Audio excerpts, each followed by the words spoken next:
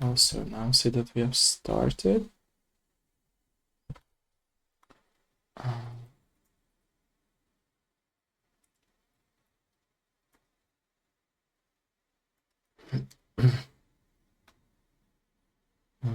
Okay. What's this one? Okay. We'll share the Steam page of your game real quick too. And then just double check the quality real quick and then we can start. Double check the quality. 1, 2, 3, 1, 2, 3, 1, start. Places something. 1, 2, 3, 1, 2, 3. 1, 2, 3, 1, 2, 3, 1, start. Places something. 1, 2, 3, 1, 2, 3. 1, 2, 3, 1. Okay, perfect. Okay, let me sit into my original position here and let me know if we can start. Let me know. Let's me know. Yeah, just sharing that we are going to live too, and there we go. Okay. All good. Perfect. Okay, let me adjust my mic real quick. Okay, so welcome everyone in the very new episode of my Dev Live show. Today I'm joined with the creators and masterminds behind the game called Who Are You? First of all, I would like to say that I'm very thankful and very honored that you joined us for today's episode of my Dev Live show. And like I'm always saying, let's start with a little bit of introduction. So please, each one of you, sorry for that, introduce yourself for us in a bit. Well, thank you for having us today, and thank you for waking up so early to match our time zones. It's okay. Thank you. I'm Manu, the creative director of Hunting Humans Studio, and I work with mainly the art of the game and the content creation for social media, everything related to the branding of the game and the studio. So it's more like a global vision from brand and art and design. I see. Okay. Thank you for that. What about you? Yeah, I'm Diego. I'm the game producer. I'm also the game designer. I'm a bit of a generalist, so I help a little bit with dev and different things, except art. That's why we have Malu. I suck at art. So, but yeah, basically running things with the studio and trying to give life to this dream that we have here. I see. Thank you for that. So my very first question would be, like always at my shows and these episodes of my show, what was your very first contact with video game as a player, if you remember those times of your past? Of course, questions go to both of you. We can keep the same order, by the way, if you want, or we can change the order too, if you want. That's up to you. Let's change. Okay. Yeah. My first approach was back in the 90s. Like when I was 5, I got my first like the old Nintendo system, and starting with games like Mario or Mappy. That's a game about a little cat a little mouse trying to get away from mice. So was really that, and like games like real story games like Green Fandango, for example, or if we go back to horror, that's like where I tend to lean more or less. I tend to go to Resident Evil, or I forgot the name right now, but the main game that Resident Evil got inspiration from. That's from 1993. Silent Hill, maybe? Yeah, basically Silent Hill, maybe? Or no? No. Before that. Oh, okay. Yeah, I forgot the name. Anyways, but yeah, basically those games that you really never could like save or stuff like that. It was just hard trying to win and get all of that, but it was nice because horrors, yeah. Yeah, that's right.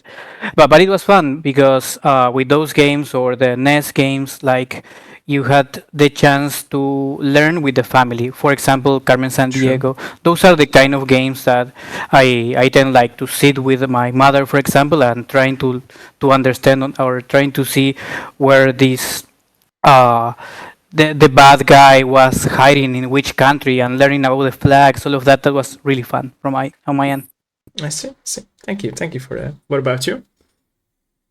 Well, to me, it was more cozy, to say the least. Okay. Okay. Like, I didn't, like, my family didn't know about video games or anything like that. They were not very into tech. And so my first approach to video games was Flash games. Okay. That they were very Good easy old and school Flash simple. games in school. Yeah.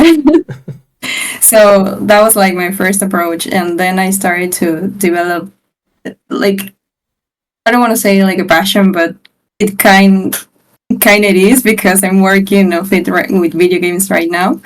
And I started to download games, all stolen games like Sims and I remember the games the game this how was it called, The Simpsons Hit and Run. Like, they had a Grand Theft Auto type of game, and that was like my first approach to a real video game. Um, and yeah, that's how I started to play video games. I'm not a horror video game player like Diego, so it's kind of weird to uh, develop a game like this, because it's full of not survival horror, but deep narrative and psychological horror. But I don't know, it's kind of interesting. You're getting out of your comfort zone, we could say, right? Yes, like I mean, I like the horror stories from see. video games, like Alice Madness Returns or Okay. Very good one. Okay. yes, and Rule of Rose. It's a little bit controversial, but it's a really deep story, and I always like those kind of stories. But I was always so afraid to play them, so I never play the games, but I watch the gameplays. I see. It's not the same experience, but True. it's something connected to horror at least. I see. Okay. Thank you, by the way. Thank you for both of your answers. So, from that point of your life when you loved playing video games, what was that light bulb moment for both of you when you realized that you would like to work on video games as well? Not just play them, but also work on them. What was that tick in your head, that moment? Or was it like not just a moment, but like a longer time period when you realized that you would like to work on games? Again, of course, question goes both to you, so you can choose which one of you would like to start. I'm trying to think, because I actually don't know the answer. Okay. Like, the way that we met with Diego was from a training of how to develop a game, but my focus was, or my main goal was to learn 3D art.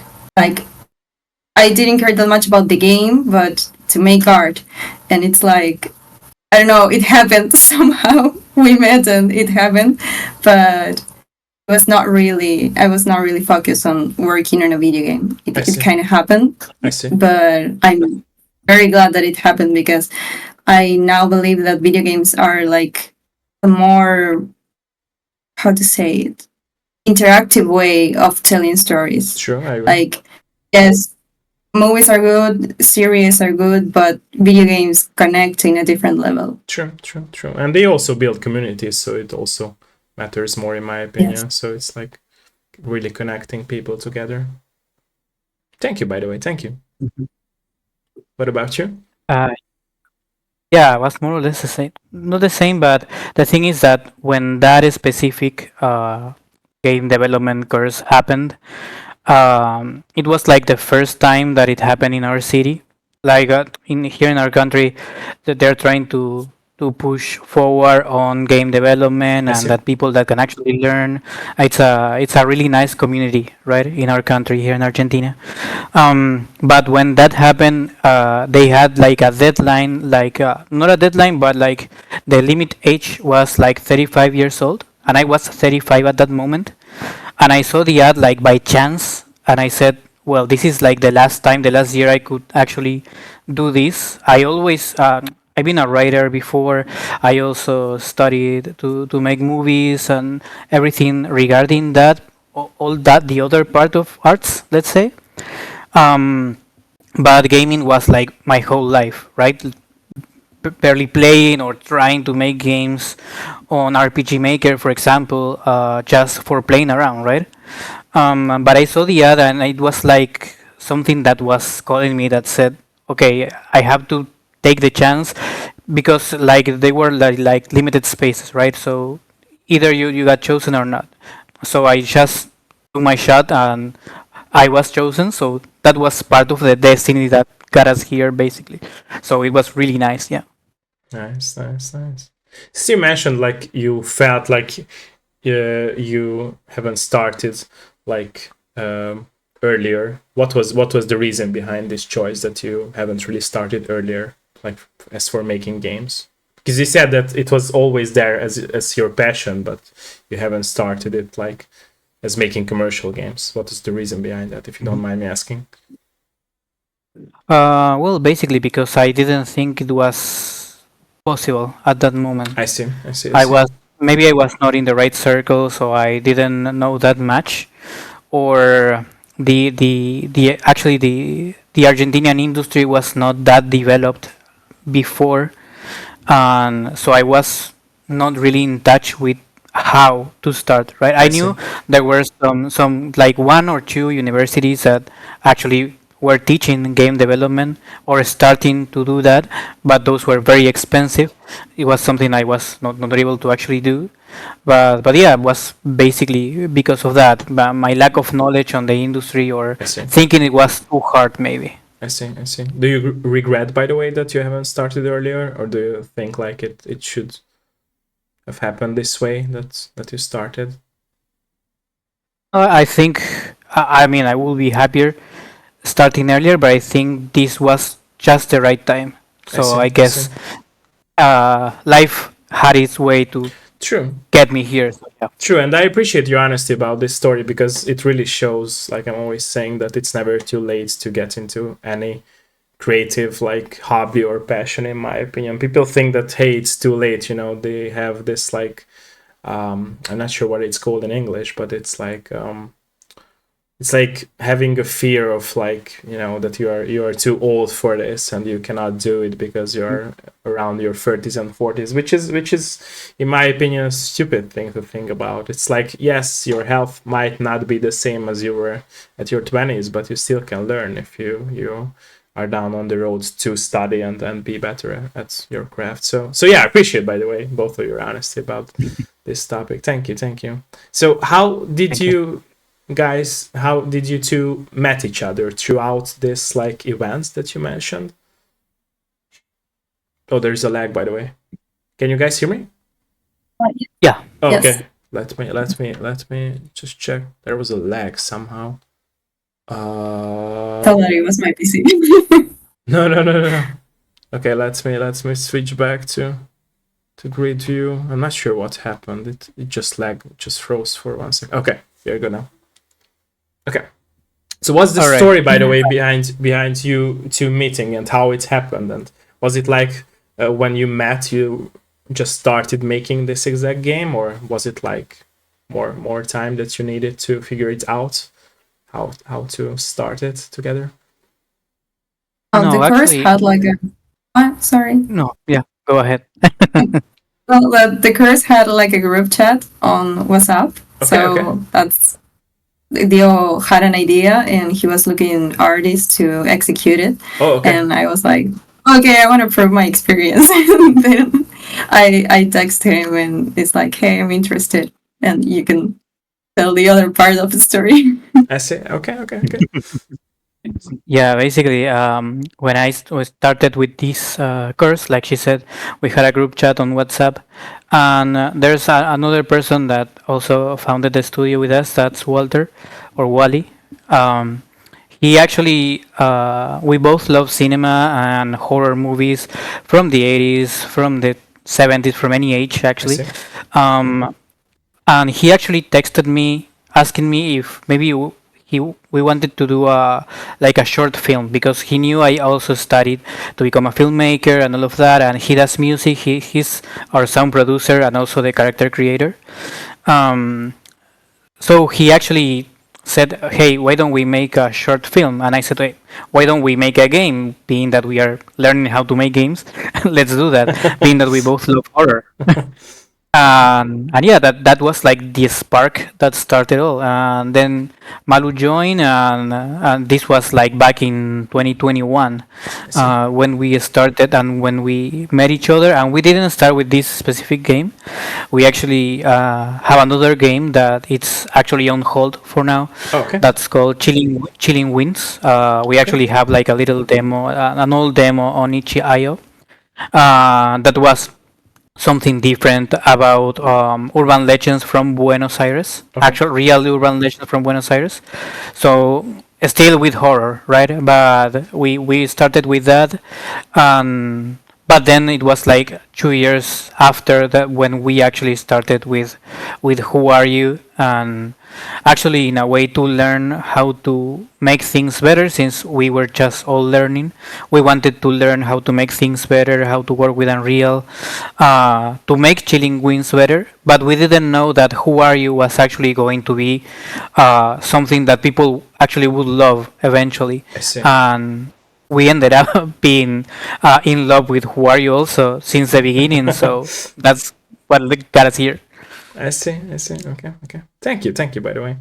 So switching back to or moving to another type of question, like a more personal question, were your family members, close friends, and parents supportive about this decision of yours that you would like to start making games? Again, of course, question goes to both of you. Yes, my mom is like a very proud mom. Okay. Thank you if you're seeing this. I don't Hopefully think she that will. she know English, but Oh, okay. she will know eventually that living here. But yeah, thanks to God, my family is very supportive. Especially when I'm like super stressed and I see. I'm all a mess, and they are very supportive and understand that I'm going through a lot of deadlines and a lot of work. So yes, I'm very thankful how supportive they are. I see. Thank you for that. Okay. What about you? Yeah, it goes the same for me. And I Okay. also have a son that's 12 years old, and he Nice. loves what I do. Right? He doesn't play the game because he gets scared, but he loves He's the biggest the fan, things that probably, we do. right? Right? Yeah, Yeah. Nice. yeah, totally. But yeah, everyone was really supported with us, friends, family. Maybe they don't understand what it takes, or sometimes how hard it can be, or how long it can take, right, to do this. But they are very supportive, I guess. I see. Do you guys think, like, for you personally, it is important to have a mentally supportive background in your life in order to chase your dreams? How do you feel about it?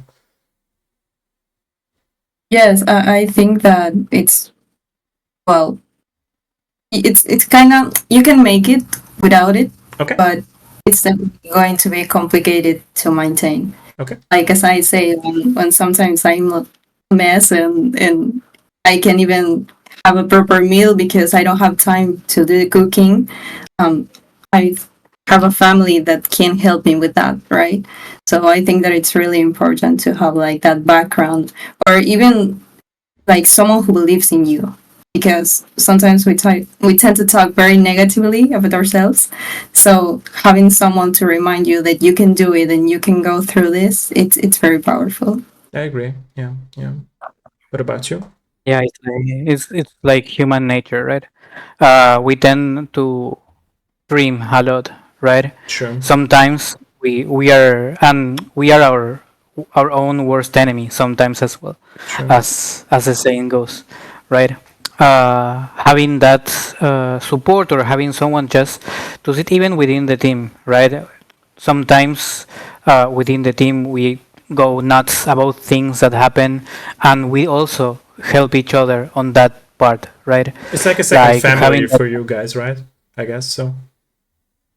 yeah, sometimes we spend like a a lot of time talking like all day about stuff. So we have to understand each other True, totally, true. completely. Yeah. Okay, okay. What influenced Who Are You, by the way? And also the other game that you were talking about. What was the influence behind these two games? Let's switch back to the It was a topic of games. little bit of different things, Okay. right? For the first game, basically, it was the idea because there's certain places here in Buenos Aires that have stories like the background story or these urban legends, and horror. It's like something that we like as Argentinians, right? And these specific stories are the actual real stories behind that and the psychological horror that involves.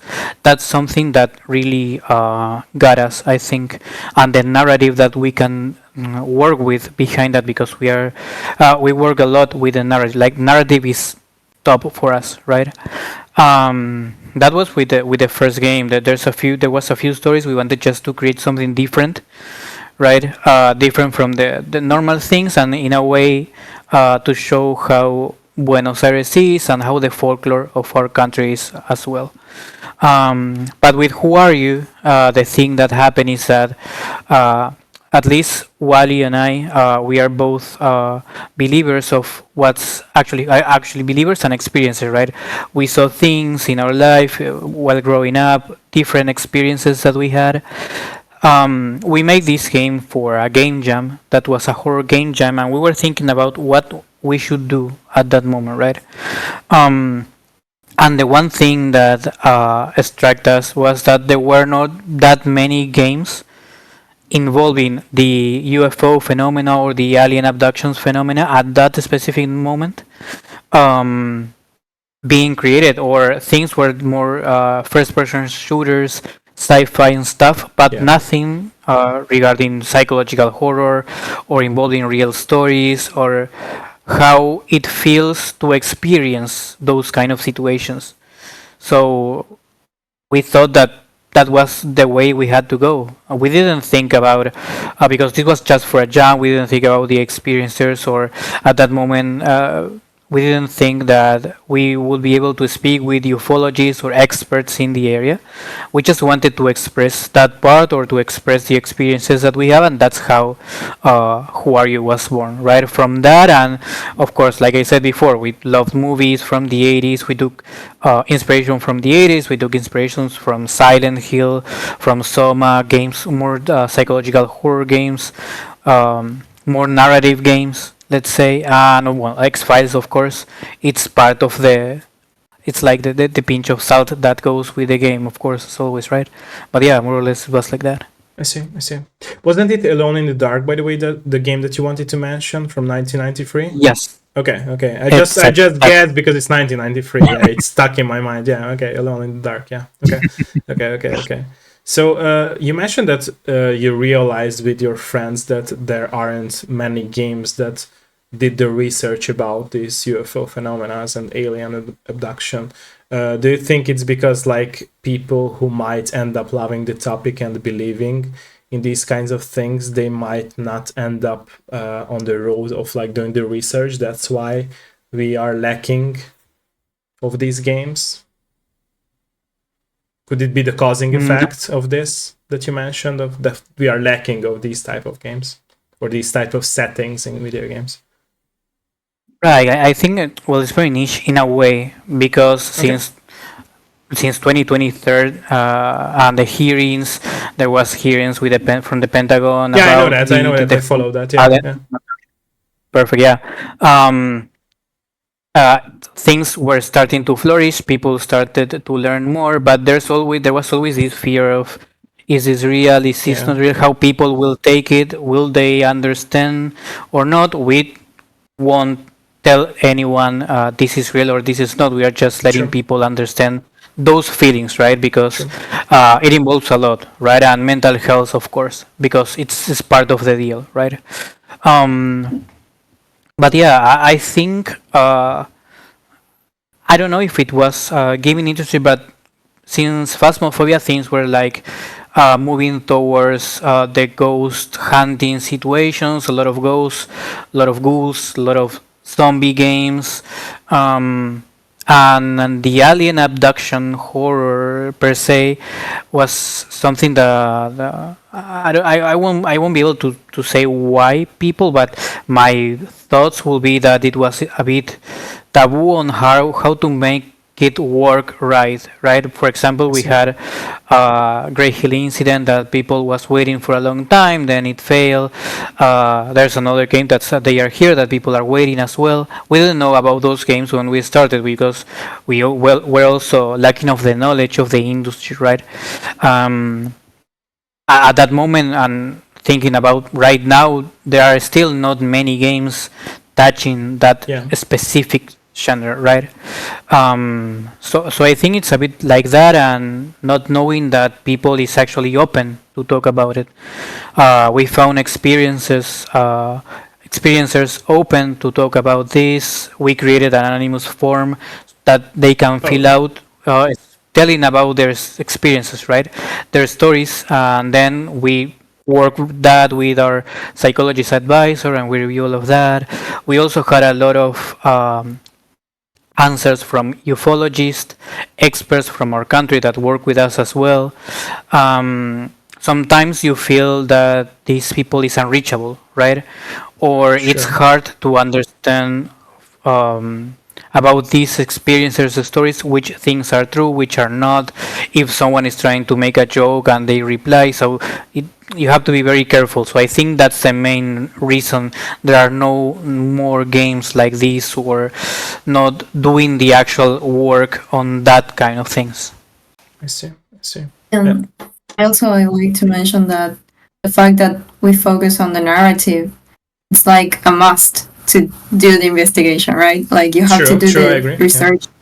You're talking about topics that if you don't have the knowledge about, it could be quite disrespectful, right? True.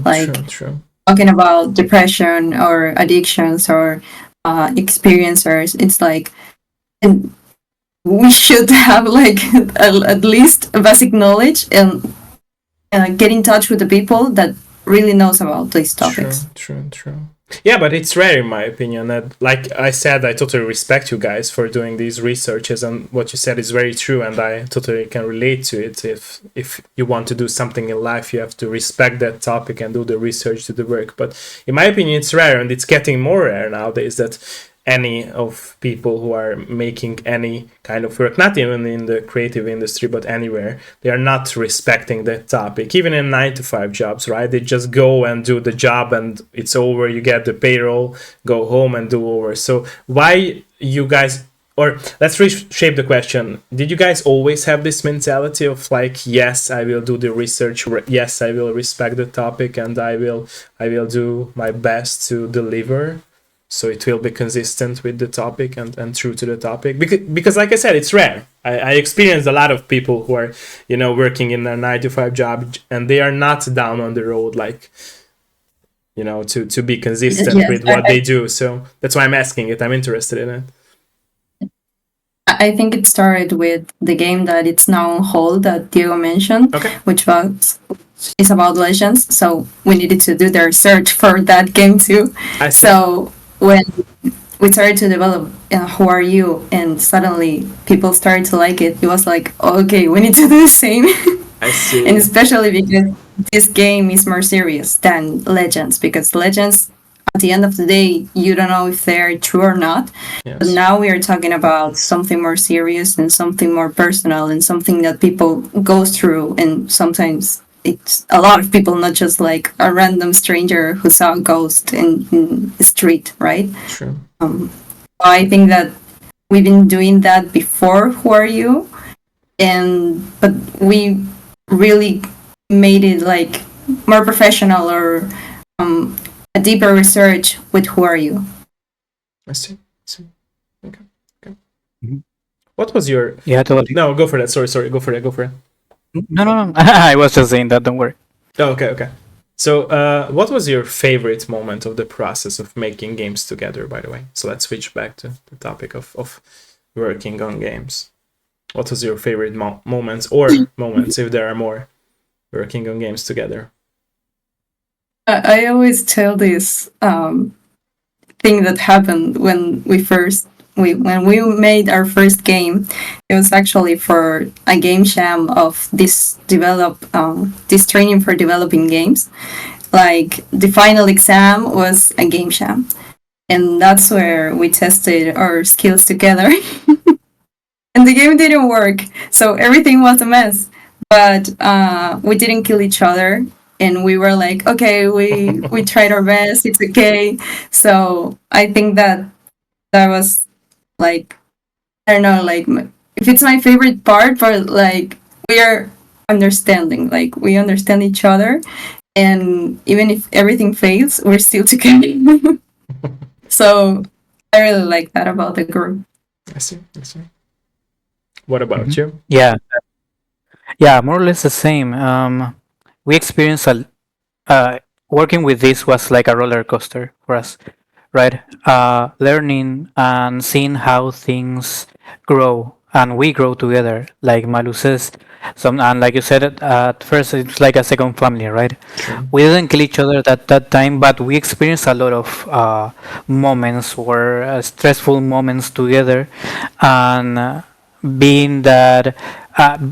Despite these stressful moments, we have moments like we were selected last year for there's this special program that's called my first professional video game. I think it's made by an association here in Argentina for game devs. They help you or they give you mentorship on the game for free. Um, and seeing that we were able to be selected for that, seeing that we were working for a whole year together already at that moment, right? All 2023, and we were feeling okay. We did a lot of this. What's next? I'm seeing that like that bright light there, that okay, we are doing this, but we're doing things in the right way, right? So we need to grow more. And that moment, I think that moment was really, really nice for us. Well, for me at least, it was a great moment to see how the effort that we were putting on everything that we were doing on the research, on working with the ufologists. At that moment, we already had the group form, and we already knew that we were going to move forward with everything. So it was really nice at that time. It really shows that hard work always pays out, even if it's like taking you a lot of years, right? Yeah, and also respecting the work and the topic. Yeah, yeah, I appreciate your honesty from both of you. What about the most challenging part, since you mentioned your favorite moments, and what were the most challenging parts of the process of making games together? From my side and for the creative side, at least, in terms of graphic design and in brand, it's always so complicated because something as simple but as, I don't know how to say it. It's like say for example the logo of the game. It was like a war to decide it because it's something simple. It's just a logo, but it's basically the everything about the game in just an image. So it was complex to hear everybody's opinions and to be and to come to I don't know how to say it, and make something that likes for all of them, right? Incorporate, if I remember the word correctly, incorporate or something like that. Yeah.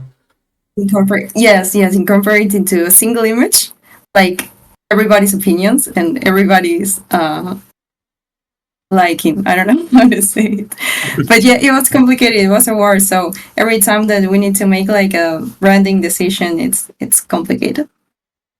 Yeah.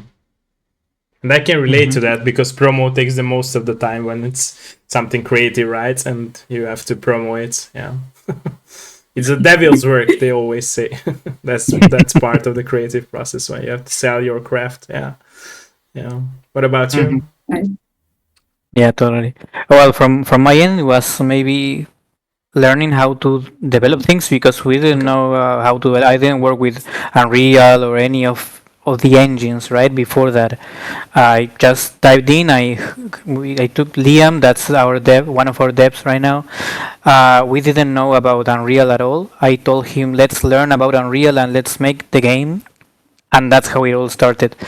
But learning about how things work about the blueprints, or finding that there's a bug, well, what happened, where did it fail, how things fail, and things fail a lot when you work.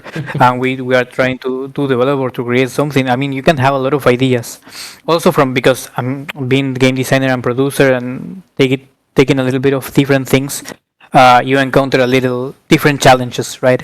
So also having a lot of ideas and knowing that we won't make all of these ideas, or talking to the team and telling, okay, we have these 10 ideas, we'll make two only because we can't make more, and we have to sit, we have to talk, we have to decide which of these 10 ideas will work better.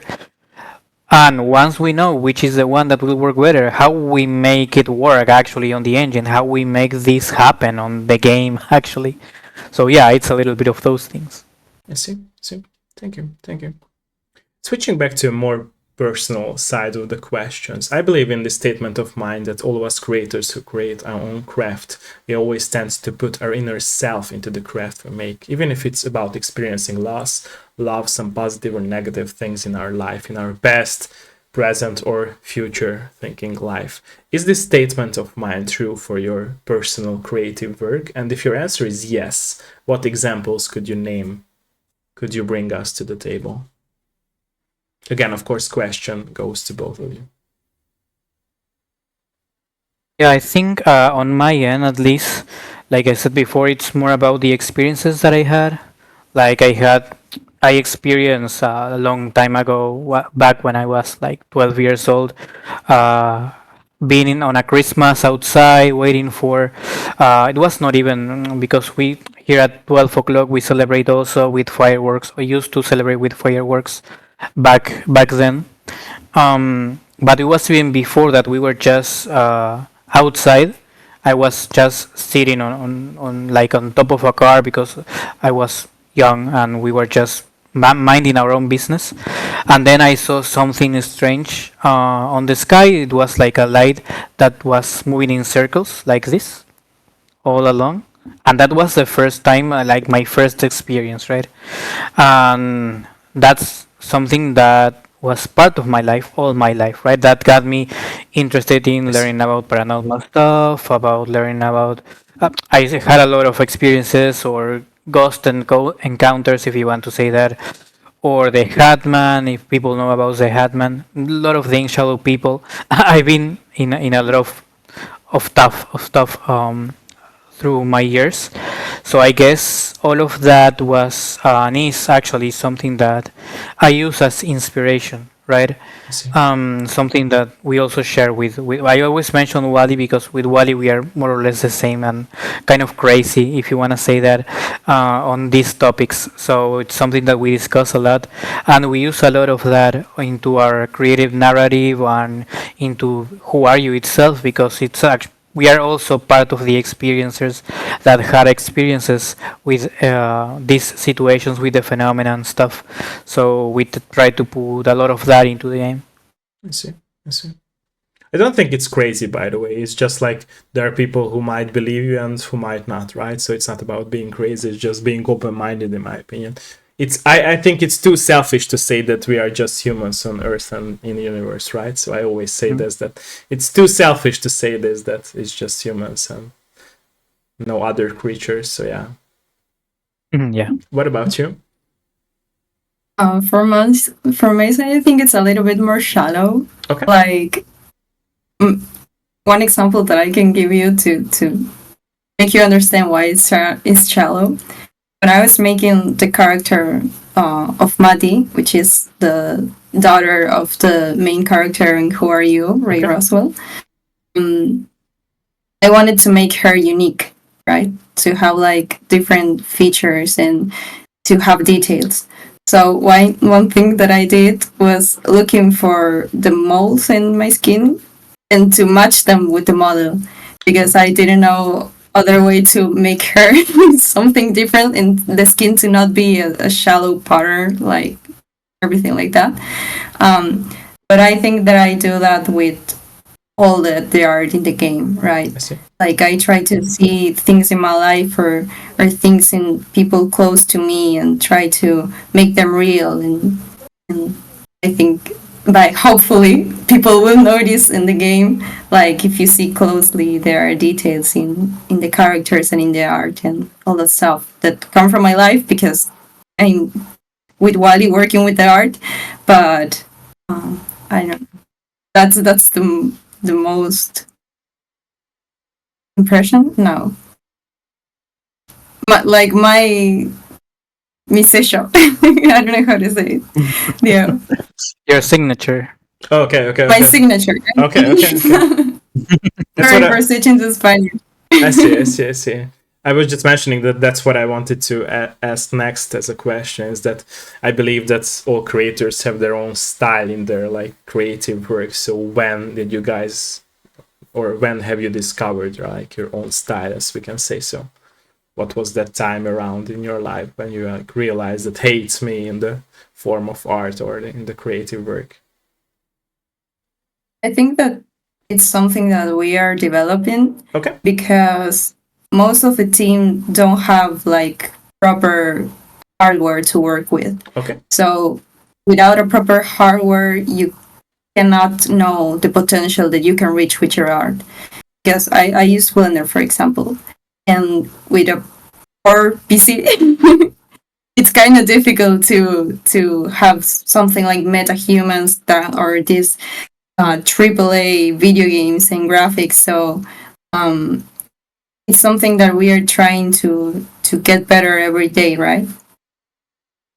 Yeah, but I mean, the core signature, like you mentioned, this word signature is always there, right? So I believe that even if it's developing, the core will be always there for a creative person. It's a topic that I always go into, like arguing with people a lot. That I believe that in every creative person's life there is, like you mentioned, that signature, and it's developing, but still the core, like personality, shines through the form of art. So, for example, if you go to a museum and you see someone's painting, you will know that that was the person who made that painting, right? Because the core personality, the core, like, I don't know, lines will be there on the painting. So that's why I asked this question, is that when did you guys like have found out that core about yourself in your art? For my personal art, I did not, because Okay. for these things that I was mentioning with the hardware, like I have a style of doing things, but it's not like something that I really do like try to keep. It's something that I'm trying to improve every time. So if you ask me, to me it's not the same. Like I see a model of one of the characters right now, and one of the models that I did like 2 years ago, and it's like super different. And it's to me at least, I still finding out that I see. potential to say something. I see. But for Wally, that is he's the artist. You know, it's something that Wally made because it's super disturbing. So that's like his signature, to make everything creepy, and I don't know how he does it, but that's his style. I see. I see. Okay. Thank you. Thank you. Thank you for that. What about you? Well, I think on my case, it was back when I was also 12 or 13 years Okay. that I found out about writing, right? And like I said, I used to write a lot. I love writing suspense novels and things about I can relate to horror that, as by the way. well. Yeah, perfect. So yeah, back in time and going back to the 90s, I used to sit like next to the radio listening to music and starting to write, right? Okay.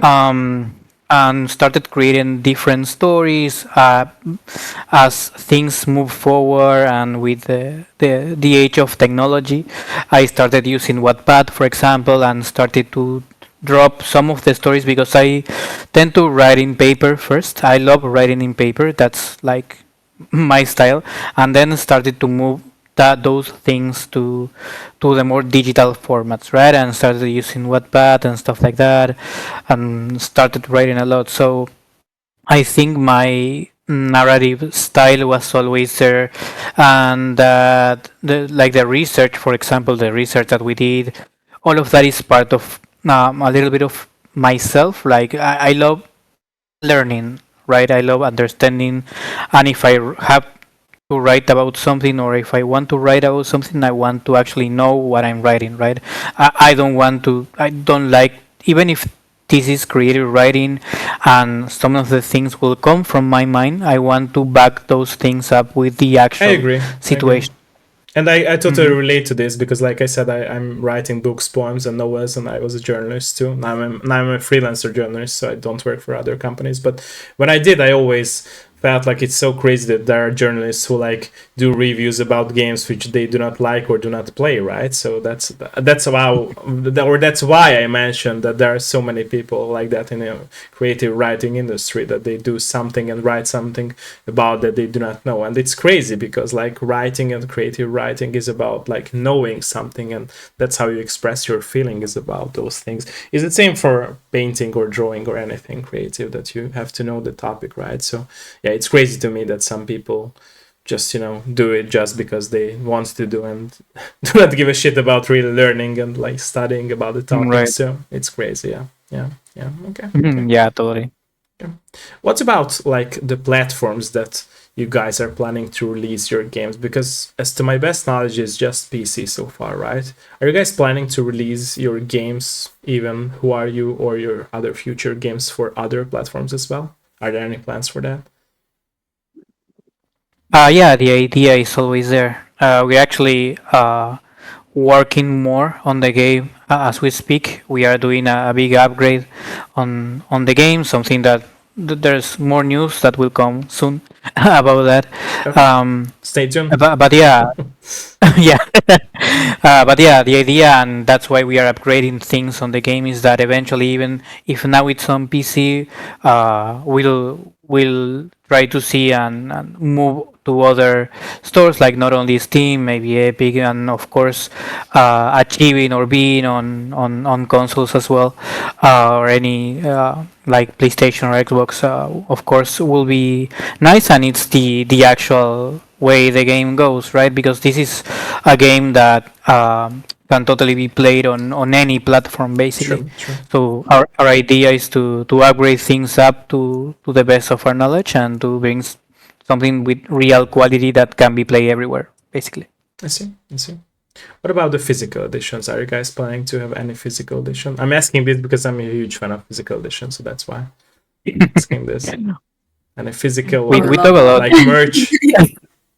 Okay. Yeah, Yeah, I we think that version, a lot of stuff that comes not only with the game, but the extras are super interesting. So I hope we can have a deal with one to Okay. make one. Nice, nice, nice. Okay, okay. Switching back to a more personal, rounded topics and questions. Were there any changes from being a game dev for so many years in other territories of your own life? So, reshaping the question, how have you changed as a person in other territories of your own life from being a game developer for so many years and working on video games? If there were, of course, any changes because of that. Yeah, from my side, the most noticeable change that I had was like speaking in public and showing myself. And Thank you. Diego, thank you for joining, for having this. Um, yeah, it's a little bit. By the way, this is my first like live interview in English. Thank you So so much. if I start wrong things, like please bear with No, me. I appreciate that.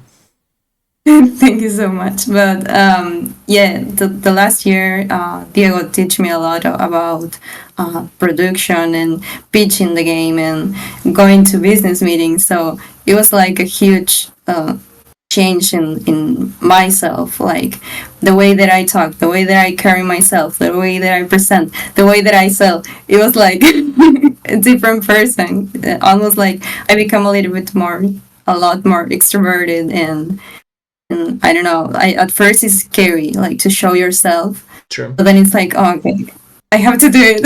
I have to sell the game. True. It's a must, right? So you cannot choose. I mean, you can, but yeah, it's It's going to be understandable. complicated. True, true. I appreciate your honesty, by the way, about this topic too. Thank you for that. What about you? Uh, yeah, I think a lot of things have changed, like having the time or having the focus to work on the game, right? As Malu said, um, I'm being on the production side. I used to study like to become an actor as well. Okay. I was not like that extroverted. I used to do play theater plays and such, but never actually focus on that part, right? On being like the face of something, being the face of something, being in charge of bringing quality to a game, and then people will know you were the one who were creating the game with the team. All of those things shape you, and like I said before, when I started, I'm 39 now, and when I started, I was thinking, okay, it's time to dream. It's time to do this. Let's stop sitting around. Let's stand up and do the things that I love and that I want to do, right? So it a lot of things change, really, and it's something that shapes you because like Malu says, speaking in public or learning about things you never thought you will have to know or learn. I used to hate Twitter. That's the minimal thing, right? I used to hate Twitter. Now I have to stay on Twitter a lot, right? So that's so many of the things that actually change, right? Or being focused on things or thinking, okay, we have to do this like in 3 months when you used to not actually think about the things that you have to do later, right? But now you have to think ahead and gives you more focus. I think it helps. I mean, it helped me in my professional life as well because besides being a dev, that we are doing this by our own hearts, not without any type of funding, at least for now. So also helps you being more professional in your own work, right? Because it helps you learn more. It helps you being more focused, as I said before. You start learning how to handle yourself with people more, or how to be to respect yourself and to respect others in different ways. So I think that's a lot of things that shape me in that way. I see. I see. Both of you have spoken about working together, by the way. So my next question will touch upon this topic. So my question goes like, do you guys believe in perfect synergy between team members when working together, or is it something that develops out through the process of working together, or is it a mix of both? I think it's a mix of both. Okay. Like you can have like an instant connection with someone, but if at the first problem or the first attitude that you don't like about the other person, you close yourself, you like, oh, I hate you, and then never talk again. It's complicated, right? I'm Like quitting. you have to. Wait, I'm leaving. Bye bye. So I think that it's like a mix of both things. I see. Okay. Okay. What about you? Yeah, totally agree with Madu in that one.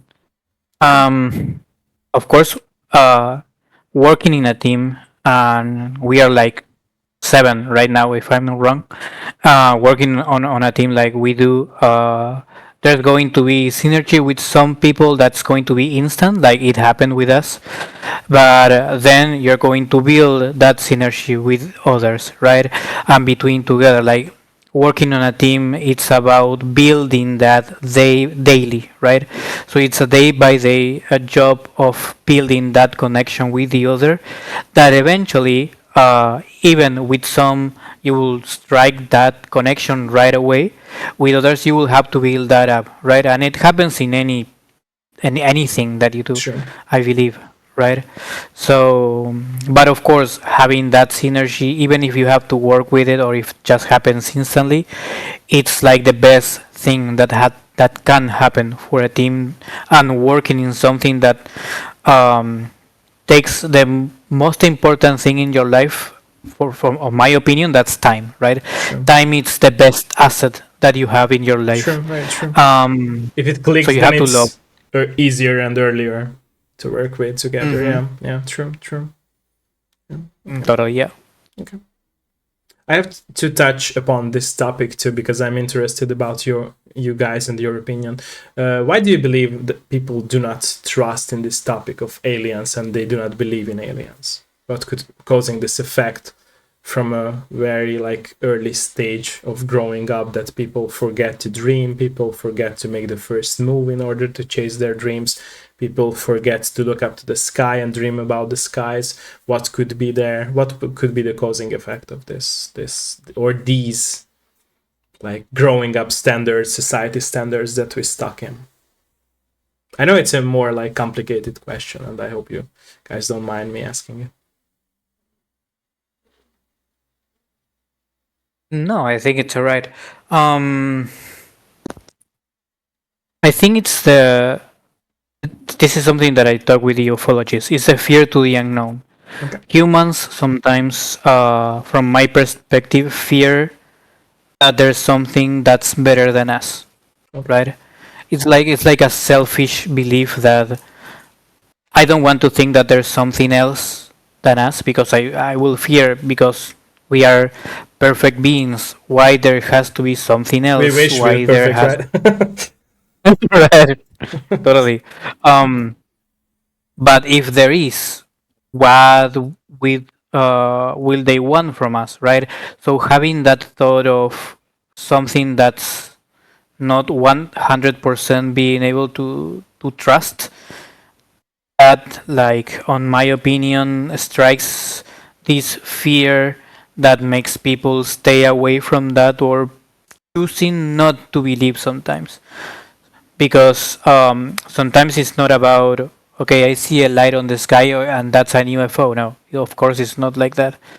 Um, but sometimes you see something that's really strange, something that you never expect to see in your life. And as a human, I believe that the first thought will be, okay, that's, I didn't see that. That was my perception. Maybe I took too much beers. I don't know.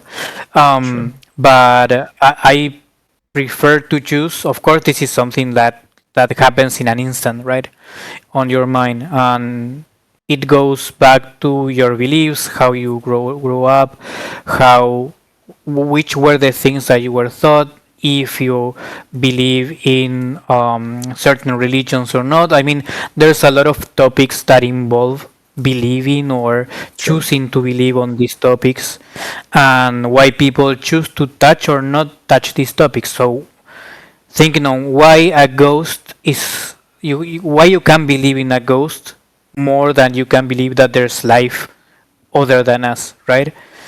So that's always the question, and I think it goes on that way, like that feeling of a ghost is something that won't touch you, but an alien is something that maybe even knows more than you, maybe has better technology than you, maybe they want to invade us or something like that. Anything can go from that point of view. It's like that little seed that grows for people, and it's the same seed that grows on the other lawn. Let's say one thing to fear or prefer to fear, others prefer to understand or to learn or True. to say, okay, this may be true or not, but I'm open to the idea, right? So it's a bit of that, True, in and my it's opinion, it's at least. just like about the topic we talked about earlier of like some people are down to like respect their work and to do the research, some not, right? So it can like line up together with what you have said about like believing or not. I also feel like there is a biological like box that we are living in with our head. I feel like our mind is like a shield. I remember this story of like in a history lesson or in high school, our history teacher told us this story of like I'm not sure who was invading whom, but it's like there was a shore and like there were a lot of ships, and one of the nations were invading the other. I'm not sure which nation, what nation invaded, but the story was like the main, like, I'm not sure about the word shaman. What is shaman in English? Like the one who is like making stories and curing people, in history, in old school history books. I'm not sure what is it called in English. Like not a magician, but like Yeah, you mean like Don't worry, in Spanish it's chaman, so it's similar. yeah, it's like shaman in Hungarian. Yeah, so he was basically taking drugs in order to, like, predict the future. And what was interesting about this story is that he predicted that ships are invading their territory, their shore, although they did not understand the word of ships. And he just said that there are, like, he feels the corners of something that is invading their seas and their shores.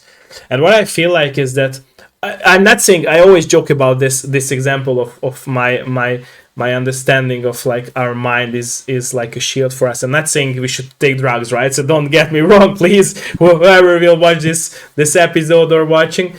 I'm saying is that, like, I feel like we as humans, our mind is like a shield, just like I said. And this example is good because this person was probably, like, feeling what, like, was surrounding him, just because that shield, like, expanded, and he just could gain more information. And I feel like we always, like, have these little, like, ticks in our head when we, like, realize, for example, any weird, like, glitch in our system, as I could say so. Even deja vu effects, right? In our life, we cannot, like, understand what are those, and still, yet we experience it, almost everyone in our life. So and we still, like, try to avoid, like, understanding it. And in my opinion, it's not just because, like, we don't want to believe, but it's because, like, our mind probably. There was also another good example, when I used to, like, study at university here in Hungary, IT. There was a guy from Google and Microsoft. He worked for both, and he it was a very weird experience, because when he, like, stepped into the class, four, like, securities closed the four doors in which they could enter, and this person started to talk about aliens, UFOs, ghosts, everything. And it was so scary because, like, we are sitting in an IT lesson, and he slowly starts to talk about these topics, which I was interested already in, but, like, everyone was shaking, and taking a call that, hey, what is this guy talking about? And he said that if people would happen to, like, really see anything that's beyond their imagination, probably their mind would blow up. And we were, like, shocked when he said this. Like, it was so fucking scary. Till this day, I remember that experience. It was like, and it wasn't a promotional thing. Like, it wasn't like a joke or something. He was legitimately, like, person who worked there. We Googled his name and everything, and he was like, I can talk about this because, like, it's legit. It's just I'm closing all the doors because, you should stay here. You should listen. You shouldn't go out there. And it was crazy. And I don't know. So I feel like we are limited as humans in our minds in order to see everything what is surrounding us. I also believe that, for example, as for other dimensions and ghosts, it's also true. That's why I feel like, for example, kids and cats see ghosts. I also had an experience where, for example, when I was a kid, my other, like, friend who was also very young, he experienced a loss in his life, and then he suddenly, like, have seen his grandparents. And I experienced that too in school. Like, when I lost my grandfather at 12, I've seen him near school, and it was so, like, it was so vibrant and so, like, shiny, that experience, that I've seen him, but he wasn't there. And I'm not sure till this day, was it, like, just, my imagination because I wanted to see him again or something like that. And I think that the problem is with our life, with our human life, is that nobody is giving a shit about these experiences. Like, really, like, nobody. And like you said at the very beginning of our interview, our conversation, is that, like, people like me or you, we feel these things, we want to know more about things, but we are not sure if we will be on the road of researching. Wouldn't it be like that we are finding truth, or some people who will make joke of us, or who are legitimately like speaking, the facts, and not like just, making it for a money standard, or like making hype around it just because they want to be famous or some other shit. So yeah. Okay. Yeah, totally.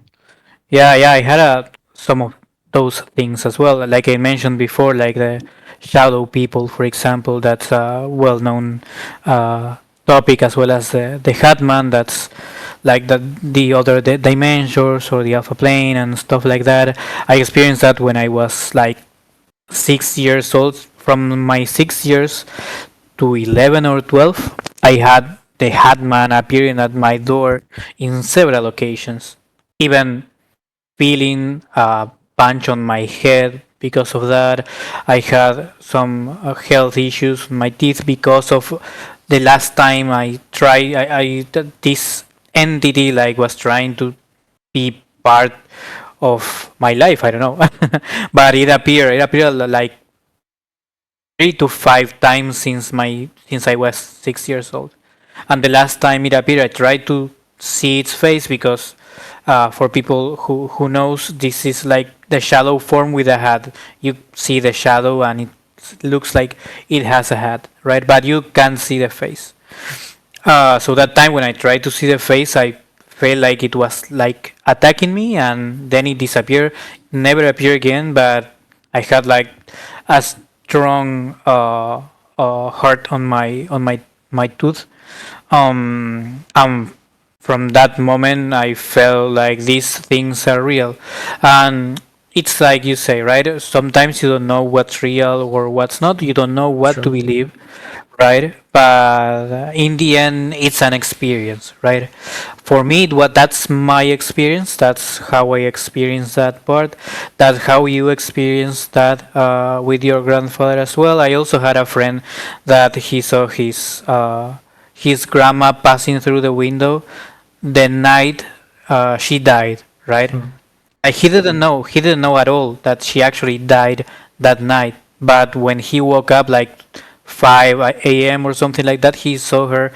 passing on the window outside his room, and he felt it was weird, and then he found out. So yeah, this is that's why it's so interesting, right? Sure. Learning or digging deeper, and trying to understand, even though sometimes you feel that the human life is about learning and understanding, It on my should be. It opinion. should be. Yeah, it should be. But we just forget it as humans, right? We just go to 9 to 5 job and waste our time with that. Sorry to say this, but it's true, right? We just totally forgot about our main reason here to learn, is to study, to get more knowledge, to really realize why we are here. We just forget about it. And what you said with your examples as well also ties up to those biological like limitations. Is that like we as kids, if you think about like just an example to mention, is that like kids can like learn languages when they are very young, right? Because their mind is opened up to like consume everything that is around them. That's why I think like their kids are not limited in a way that they adults are, since they can really experience everything, even those things that adults might not believe or don't want to believe, or they have this limitation in their mind. It's weird. And yeah, like I said, it's the most sad thing about it is that like everyday people do not care about it. Like they just want to get over with one day, next week, next month. It's just it's a grind. It's a forever grind, but nothing really happens. So yeah. What about you, by the way? From my side, I'm about that too. Like I'm that side of the population. Like it's actually too scary to believe. I talked with Diego before, and everything he mentioned, it's something that we talk about. So I was laughing because of that, because he was like describing my fears. Like even if I'm aware of all this investigation and all this um experiences that people had, I still don't want to believe because it's scary to believe so. Like, you can be abducted from your bedroom when you're sleeping. True. It's something that I don't think that I would like to believe. I'm not saying that these things are not real. I'm just saying that I'm No, it's playing understandable. dumb Don't and get me wrong. delusional. It's not bad. Like I didn't. Sorry if you got me wrong. Like it's not a bad thing that people don't believe. Don't get me wrong. It's just No, like no, don't worry, don't it's worry. just I feel like what I said is that with this is that like I feel like people who are losing their dreams of not just believing in UFOs, but totally in everything. Like I said, looking up to the sky and like wanting to like be on another planet or anything. Like I feel like these people probably sometimes lost their childhood. That's the best way to describe it.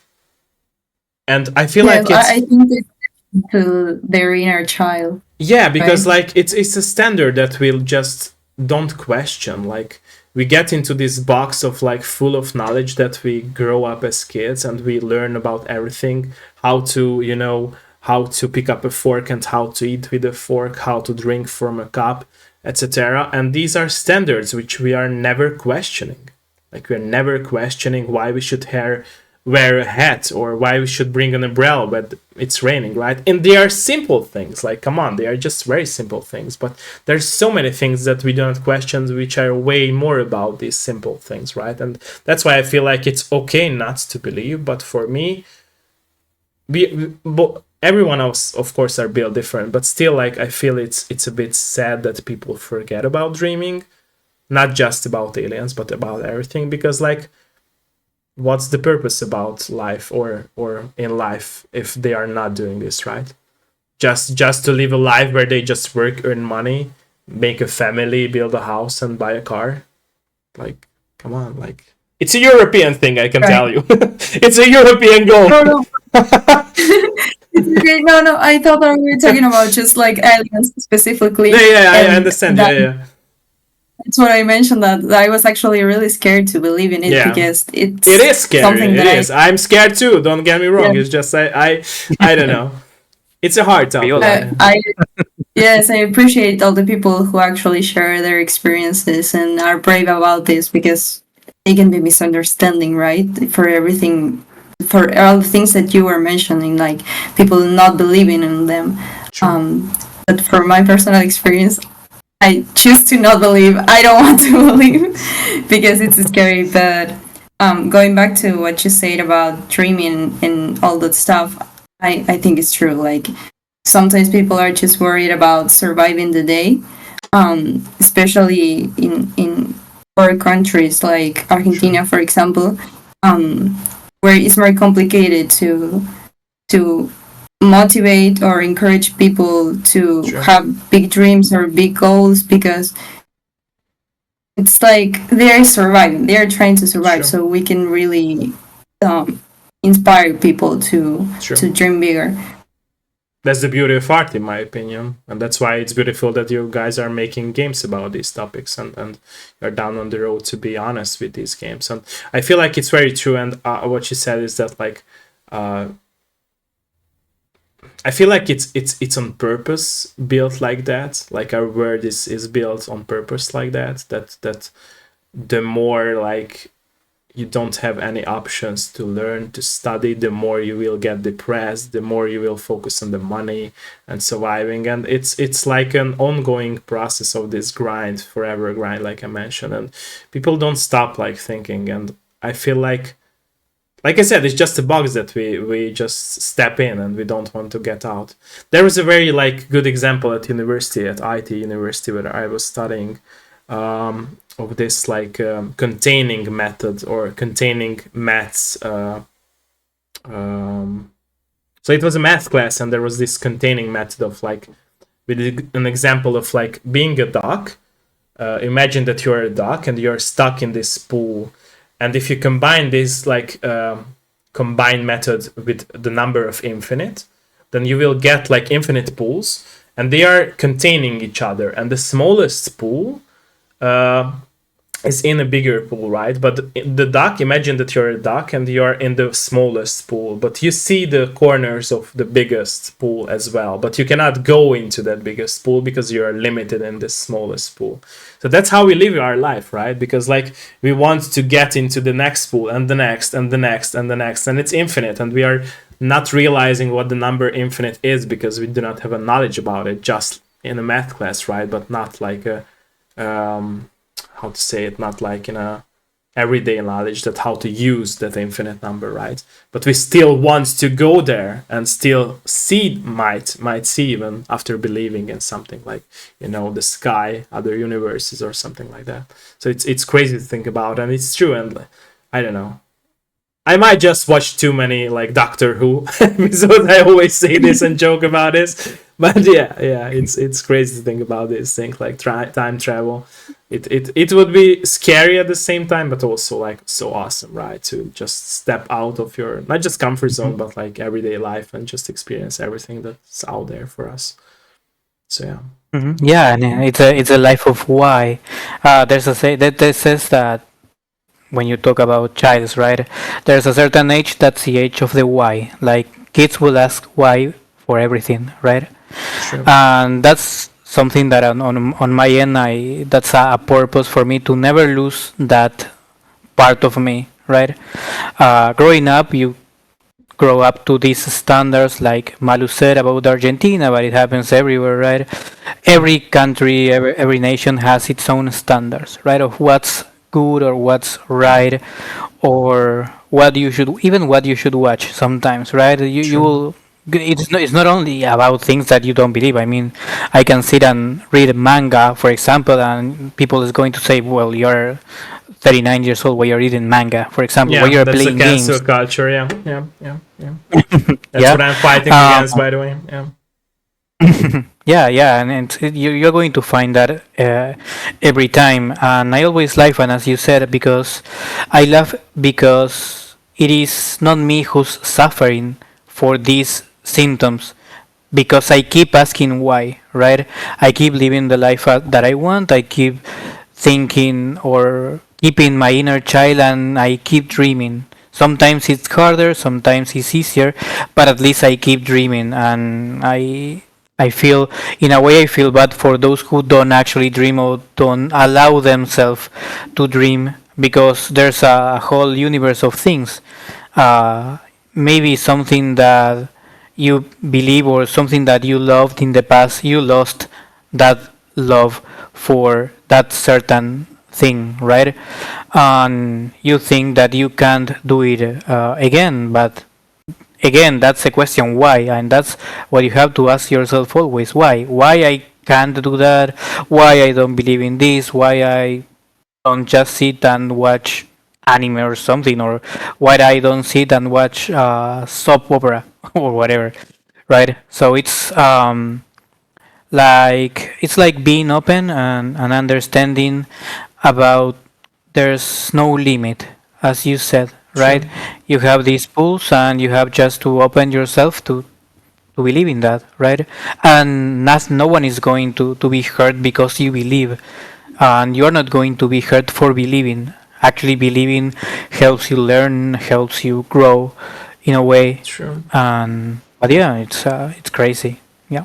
That's why I believe, by the way, in this simulation, like what is it called? Simulation effect that we live in. That you mentioned that there are some human beings who are not like, you feel sorry for them that they are not believing in anything and they lose their dreams.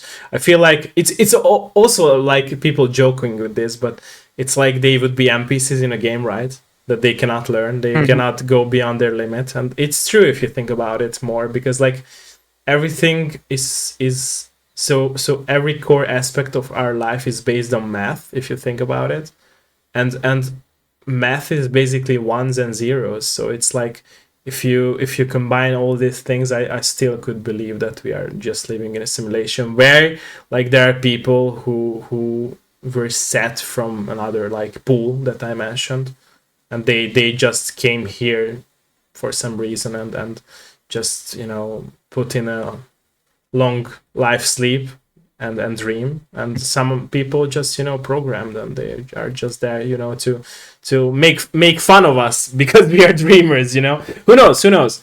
Next question, by the way, it ties up to this topic because I'm interested in your thoughts, both of your thoughts about it.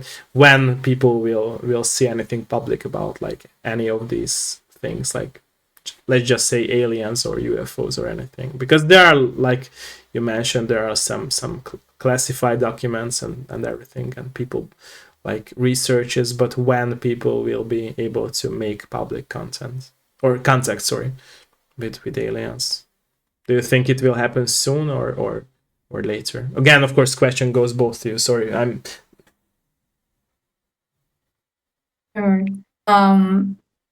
I know you are think scared it's of them, by the way, but I'm still interested. Yes, I hope very soon. No, it's very far in the future. Hopefully, it's nothing. No, nothing near. Okay. What about you? There's a lot of sayings about the topic. I read recently about this researcher that said that contact will happen between this year and 2028, for example. I don't know if that's how actually will happen, but I feel that the more everyone believes, the more everyone understands, the closer we are to have an actual or an open contact on that matter. I believe that something is going to happen. I believe we are not ready as humans for it, but I believe that it will happen soon, and things are moving more. Um, Even if people tries to hide stuff, and that's my personal belief, of course. Even if you have governments showing this and then they are showing that and trying to I don't think, by the way, sorry for interrupting you, that they are the government and those who rule society, they are hiding it, like or just hiding it. I feel like I remember myself as being a kid telling my mother, and she always like was curiously listening to this, and then she approved my statement, is that I told her this, that I believe that all movies, books, and games, even games that are made with the topic of like something unique and that predicts the future, they are not just like predicting the future, they know the future. Last of Us predicted COVID, and COVID happened. Star Wars movies predicted a lot of things that now we have, like hologram, like robots, like AI. Why would those people know about these things who made these crafts, right? Why? That's the question. And I feel like that's the way of, like you mentioned, of like creative people are pushing the knowledge that they have or the beliefs towards those people who might not knew about this. And I feel like it's on purpose. So I'm not saying this that they are just doing this because it's art. No, it's hell no. Like Doctor Who is not just a form of art. It's like pushing towards us all the meaningful things that are out there. It just might not be this way. It might not be like a blue police box. It might not be that way. But it's like it's happening, and I feel like the more, even if you just think about the past 20 years, how many like evolving things happened in society, and how many how much we evolved as humans and in our technology. And now it's like a stopping phase, right? If you see that we are just like, okay, there is AI, but before AI it was just for 5 years we were like making new phones, new TVs, but it wasn't like really new technology. So it was like a stopped technology advance, and or advancing, stopped from advancing in technology. And I feel like that's why I'm saying this, that the more we move towards our future, the more we see these kinds of, like, for example, there was a movie like recently which like touched upon a topic of like 3D printing humans, and they are always can be reused with the same, like, feelings and same knowledge. And it's crazy to think about, right? But if you think about, like, I was a kid and I was seeing hologram in Star Wars movie, and it's there, like it's fucking there, like they made it, like, and it just, I don't know, 10 years or 15 years, and it's crazy, right? So it's like that's why I'm saying is that I feel like, I know it might sound crazy, but I feel like human beings have shared knowledge, and we always had this knowledge, because like other than that, why people would like think about something new, right?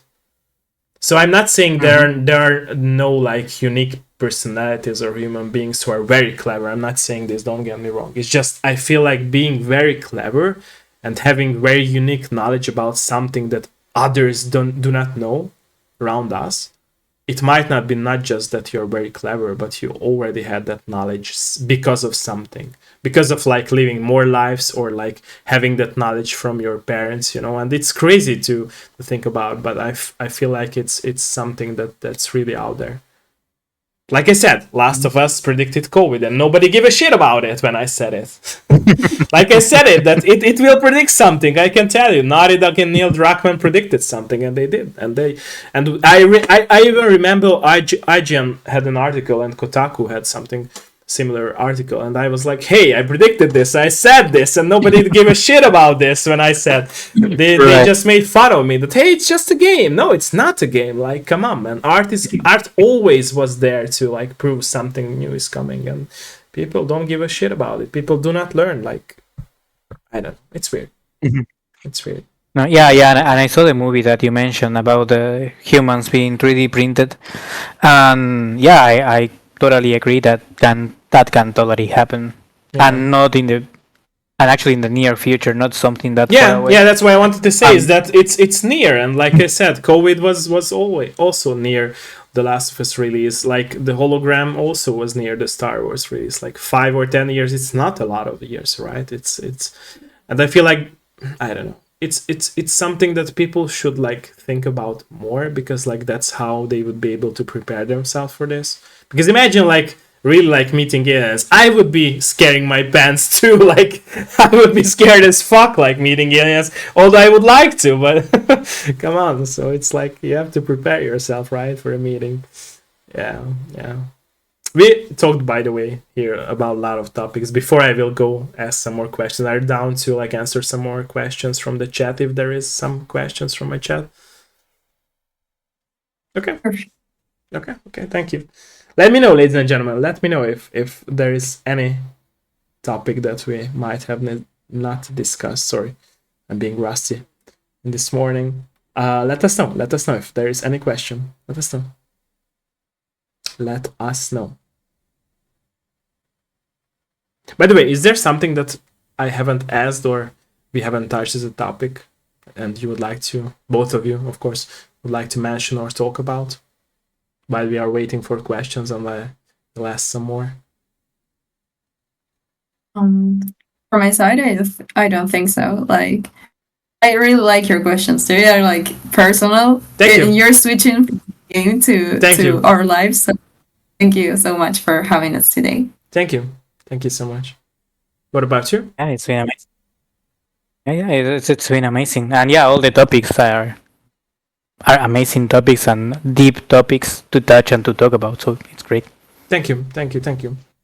So my next question, by the way, waiting for chat questions, would be, I believe that all crafts have a message, right? And all creators have a message that they would like to put into their craft. What would be this message of your games? Even if there is a personal message to your games, even if there is like a team message to your games, with your games, of course. Again, of course, question goes to both of you. Yes. I think in general for games, like the main idea with the deep narrative is like the plot twist, right? Like nothing is what it seems. You have to really pay attention to the details and everything, because the details can change the story, right? Like you can have a different meaning if you pay attention to the details. And I think that's the main message we try to make with all our games. I see. And I totally agree, and I respect that message, by the way. Yeah, that's right. And the main idea behind that as well is that uh, anything is possible, right? We don't want people that play our games to actually lead them to something specific. We want them to dream. We want them to make their own connections, to create their own stories as well from our stories. Um, so the idea behind the things that we do and all this deep narrative is to be open to the possibilities. I think that's the main message that we want to bring. That I see. I see. During the years that you worked, both of you, as a game developer, now that you are achieving this place in your life, that you are, or you are going to release a public commercial game, what would be your advice with all those years and having all those years in your bag as knowledge, with growing as a person and also growing your knowledge? What would be your advice for other people who work in game dev? Sorry. No, don't worry. From my side, I think that learn to show yourself, to sell your game, because at the end of the day, people connect with people, not with products. So it's really important to show the team behind the game and to show that there's human beings. Then it's easier for people to relate to that. That's why right? I started my show, by the way. I totally agree with you. Yeah. Right. So all these personal questions that you ask, they really help us to connect with people who are interested in our projects, right? And also don't give up, because you will have a lot of failures. It's okay to fail. It's necessary. So don't give up and keep going. Okay. Thank you for your honesty. What about you? yeah, and I will add. Basically, it's more or less the same. It's about dreaming, right? It's about don't giving up. It's like climbing a mountain. Being a game dev, you're going. Sometimes you're going to be successful in what you do. Sometimes it's going to take a lot of time to find that fan base, or to find those gamers who will actually love your game.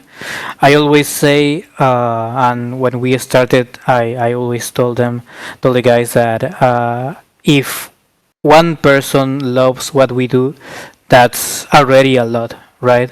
And that's something that I always try to say and try to bring that, right?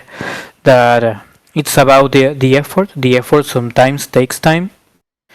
It's about dreaming. It's about not giving up, like Malu said. It's going to be rough.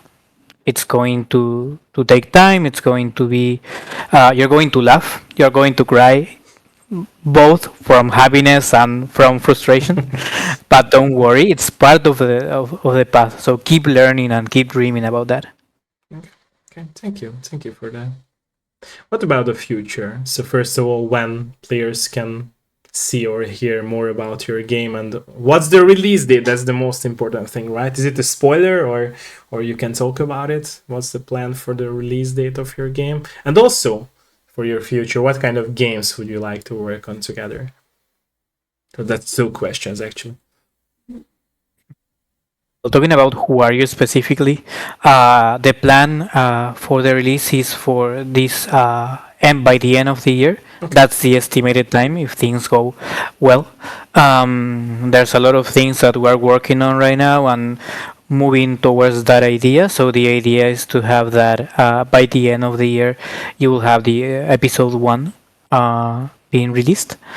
And for more games, there's a lot of things that we have that we're thinking about, and we're always thinking about new things. A funny thing is that we recently worked on a jam, another game jam. I've seen that. The platformer game. Yeah. I just seen it this morning, by the way. Yeah. It's like so it's crazy cute, by the way. It's crazy cute. Yeah. Yeah, that's all Malu, right? She I knows knew her it, stuff. by the way. I knew it. Before you said that you're scared of aliens, I knew it that it's probably your idea. Yeah, it's cool, by I the pushed way. for It's that cool. guy. Like imagine a collection of your studio games, like alien games, scary games, but still like platform games, and you really like sell Right. games to every kind of like person. It's crazy good. Like I can tell you. Are you guys Well, planning to it's make that game happen, like a commercial based game from that prototype or that core game? we are not sure about that Okay. yet, but it's funny how it's basically it had this little game had the same start of Who Are You, because Who Are You was for a game jam to see the workflow with our new dev. And recently we had another dev joining the team. So we used this jam to try the teamwork again. I see. And it was like, okay, let's make something that never did before. And then we came up with this idea of a cute cat and a platform game in third person, that all other games were like first person. So it was like making things different to see something, to try this new dynamic with the new dev. I see. I see. I see. The platforms are rare, I can tell you that. So I respected the fact that you guys are like on the road of making a platform game too. So yeah, I hope that game will be a thing too. Not just the UFO game or alien game, but this one too, because both of I hope so. both of those matter. We'll Let us make a collab one day about alien and cats. sorry. Alien cat. We'll make a collab game one day about alien and cats. Oh, okay, yeah. Like a- Shared universe, right? That I was talking about, Right. like the pools in each other. Yeah, yeah. Let It us was know. actually funny No, go for it. because we okay. Diego made a render of the cat inside of the level of Who Are You. It was actually scarier than the actual alien. It was like on the smiley cat like this. So if the cat is in Who Are You, placing Who Are You is actually scarier than the aliens. Can people find, by the way, as Easter egg, or there are no plans for Easter eggs? Maybe we should add the cat to the game too. Like People a to find it. collectible, yeah. Nice. Let us know, by the way, ladies and gentlemen, if there is any question. I know it's early on my end, but let us know if you are not sleepy anymore. Let us know. You will be able to ask questions in my Discord as well, but let us know if there is any question. And also, don't forget to wishlist Who Are You, right? So, what about the other game that you guys were talking about as well? Would you like to make that game as well? Like to go back to that game? Yes. Yeah, Sorry. yeah, go A ahead. storm started, so I don't know if people can hear it, but sorry Yeah, I for do, I that. And from my end, yes, I would like to finish that game because it was really interesting and it's like our first love. So I wish we could finish one day. I see. Yeah, and for that one, we'll need to bring a parapsychologist because we are going deep into the topics of the actual paranormal phenomena of people experiencing these situations on these about these actually urban legends, but there's stories and the real stories behind that. So the idea is to bring that knowledge as well as we have our own psychologist advisor for all the depression topics and stuff that happen in Who Are You. For the other game, we'll need to get together with a parapsychologist and learn more about um, these ghost encounters or dreams on different planes and why situations happen in certain places, what's the energy around those places. So we are trying to, that will require also a lot of work because it will require a lot of on-site research, like doing, I don't think Malu would like to do like an urban research and go past 3 a.m. in the subway because one of the stories is there, or in the cemetery, but we are gonna have to do some research about that. It's like Scooby Doo, right? It's just more scarier, we could say. Right. Gathering the team and look for ghosts. Yeah. Yeah, very true. Okay. Let us know, by the way, ladies and gentlemen, if there is any question. Let us know. Let us know. A question that I forgot to ask from the beginning, by the way, because I asked a lot of questions, but what influenced like the main story of the game itself, right? What was the reason of choosing these characters that are in the game and their stories, like the main story? Well, basically, we wanted to tell this story from a different perspective as the usual perspective, right? Okay.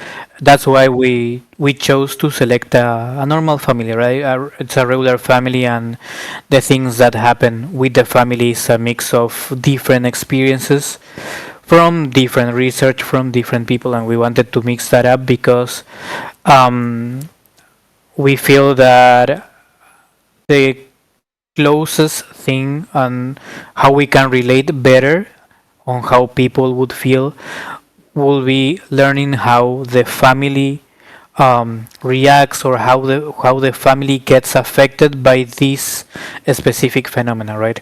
So in our game that I like to call a horror experience more than a game, um, we follow the story of Ray Roswell, but it's not about Ray Roswell itself. It's about how he lost his wife 20 years in the past.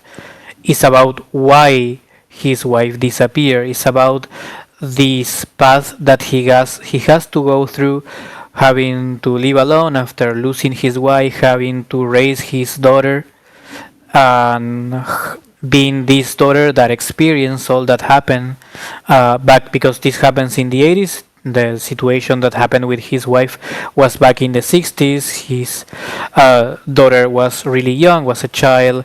So Mari, how Mari experienced losing her mother, all of these topics are something that we can relate better, and we feel that it's a good way and a good approach to show people how these experiences can feel from that perspective, because our main goal will be for people to understand that these experiences or experiencers, even us that experience different things, uh, it doesn't we don't want to think that it's real or not, but to understand how it feels for those who experience those stuff, right? For those who suffer, or for those who had to go through different situations, even lost. We don't have to talk about alien abductions. We are talking about lost, about losing someone, Sure. losing someone and not knowing what happened, right? That is different from losing someone and knowing that death was part of that. But when you don't know why that person disappeared, if that person is alive or not, that's why we wanted to bring the family and this kind of a special family that is growing into a specific time or a specific era. Back in the 60s, there was a lot of things after Roswell happening. There was a lot of sightseeing as well. There was there was not a lot of knowledge for people about aliens, and there was a lot of more non-believers than today even, because of the situations that were happening. So that's why we chose, and we actually created a whole novel regarding this situation. We have a whole novel of like 108 pages, I believe it is. Okay. Just detailing all the information, writing everything, mixing, of course, our created narrative with the actual situations that happen, with the actual investigations, with the actual experiences that we have from those forums as well.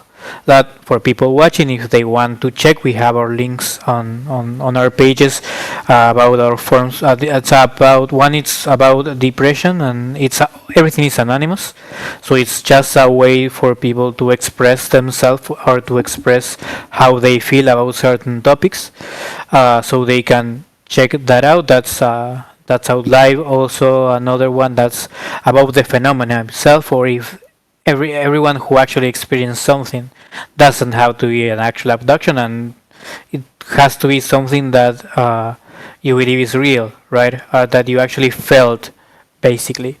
So we created those forms so we can create the characters in the most natural ways, and actually each character we have our psychologist advisor that created their personalities, like if they were going into sessions with her, right? So she's thinking if having Ray that had this life, because we created the background for everyone, right? He had this life, he had these beliefs, how he would react if he lost his wife, and we had a lot of detail on each of the characters, and we have their psychological profile also for each of the characters, and also for anything that happens in the game and even the levels, right? Because we want to make something as real as possible and as in contact or close to what we believe as humans and we feel as humans, so everyone can understand how this feeling can go.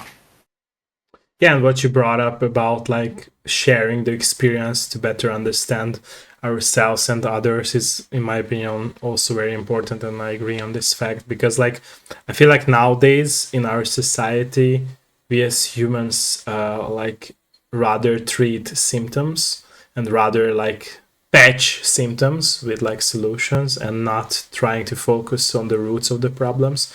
It's the same for depression, right? So we don't treat depression on a very high level. We just try to like focus on like getting away with the symptoms, like taking some medicine, some drugs, or like hurting ourselves, or like, trying to get past depression, like, I don't know, drinking, or I don't know, partying or anything, or being amongst people and just trying to act like there is no depression in our life. And I feel like it's wrong.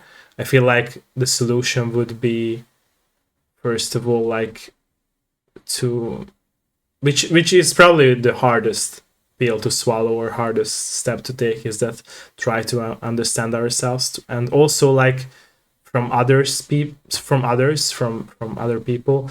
I think the helping hand would rather be like you said, understanding others' problem, and also like helping like the very like I don't know, seeing the roots of the problem, right? Because I feel like often we do not want to cure the roots, right? And it's the same for plants, right? We just, try to, take one leaf which is already dead off and think that, oh, the plant will survive, but we're not focusing on thinking that, hey, the plant might have, dead starting roots too. And I think it's bad, because that's how we end up like, just like I said, patching the symptoms and not focusing on the roots of the problem. So yeah, it's important too. Yeah. Thank you, by the way. Thank you. There are no questions because it's, like I said, it's early in the morning, so there are no questions in the chat. But I'm sure that there will be on my Discord, so sorry for that. But yeah, thank you. Thank you, by the way. Is there anything that you would like to add before I ask a closing question? We touched here a lot of topics. Yeah, basically I want to to make a mark on the effort or the work that everyone is doing, and also the approach and the way people like these ufologist advisors, that's Silvia and Andrea Perez Simondini, they are like big researchers, like the biggest researchers in our country. They work for the nation and also for the coalition, the international coalition for ufologists. One of them were actually recently in San Marino, actually talking about the different topics, and because we have a museum here in Argentina as well, about the UFO phenomena and all the research that they do here. The way they accept us and the way they are open, they were open since the first day when we brought this totally crazy idea, because of course they they used to, I mean, they were part of different shows in History Channel and stuff like that, but gaming, it's a very different scenario, right? And sometimes you know how people won't take gaming seriously, Sure. but they were really happy about being able to reach more people and being able to add to these investigations they are doing. They also work with a psychiatrist that they when anything happen, this they do the whole research. Of course, they review just to make sure that this is something that can't be proven in any other way. I see. And of course, there's a lot of cases, right? There's like thousands of cases. Not always is going to be an alien abduction. That's why it's not that easy to say, okay, this is real, this is not, this is my perception. I can't believe in everything, but sometimes it's just uh, part of that day that I thought I saw something because of the previous knowledge I had. Well, things that we already discussed right during the Sure. show, but basically, the work that they did and the work that they keep doing on doing the investigations, that helps a lot and helps us a lot to understand more.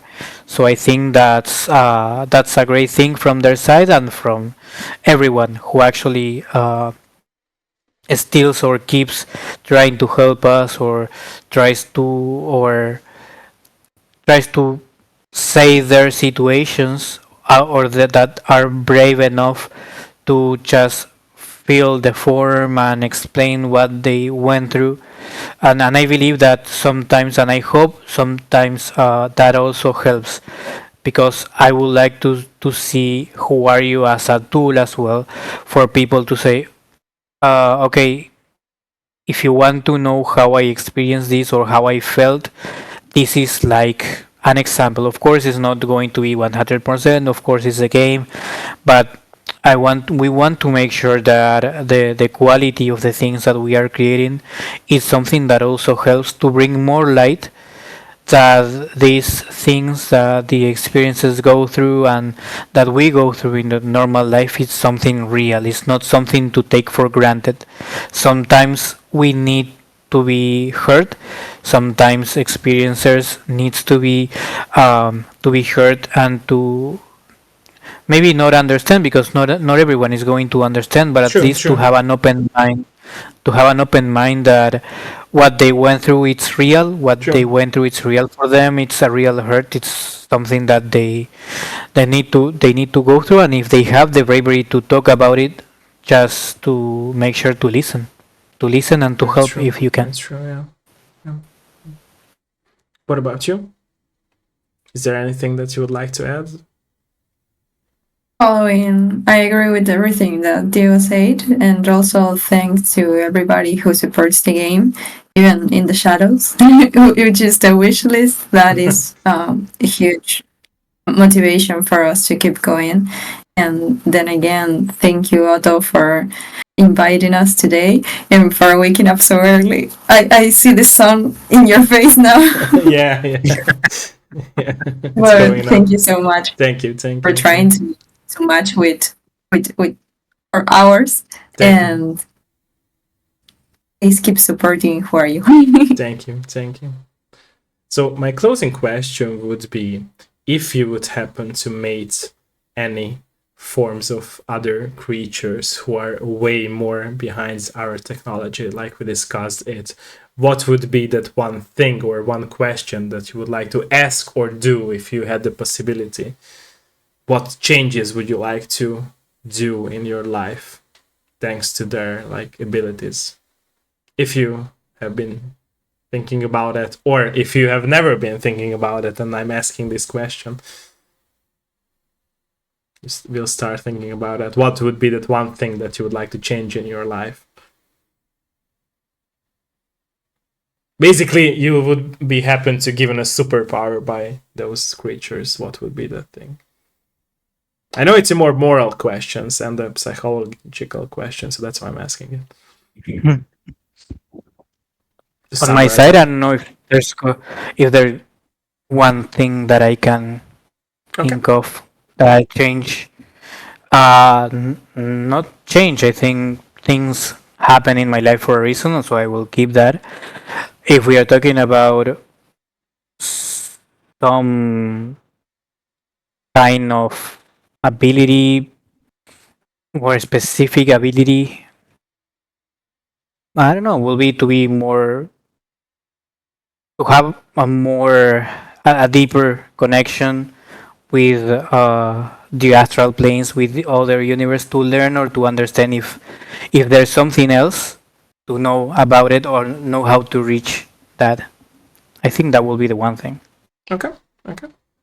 What about you? Wait, is a superpower or is it an It can be advice anything. that I Like should ask? it can be a question. For myself, I know what I will ask or what I will ask like to do from that creature. That's why I asked you guys. I will tell my story too. It's just I was wondering and curious about your story.